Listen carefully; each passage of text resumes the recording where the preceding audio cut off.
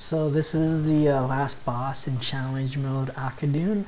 For this boss, he's gonna spawn a giant inferno ad, which needs to be kited. It's gonna have about 10 million HP, so don't even think about trying to kill it. It's gonna fixate on someone and just make sure that they run away. The inferno can be slowed. I don't know if it can be stunned or not, but you can use whatever CC on it you have to try and see if it'll help.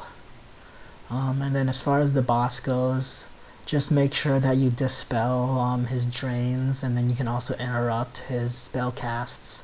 And then the main damage ability he has is the Rain of Fire, so just move out of that and you should be fine.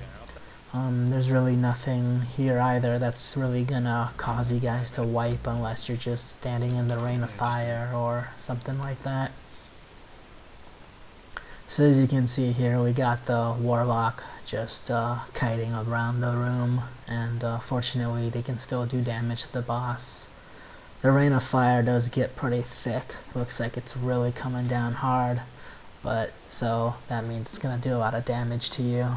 And then you can just dispel all of the spell casts from the boss, the dots and stuff.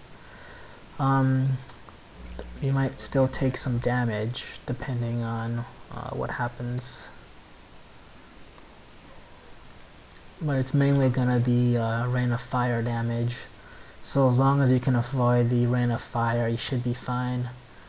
Otherwise, the boss doesn't really do too much. The Immolate isn't interruptible. It does some damage, but as long as you dispel it, the dot's not gonna do much damage.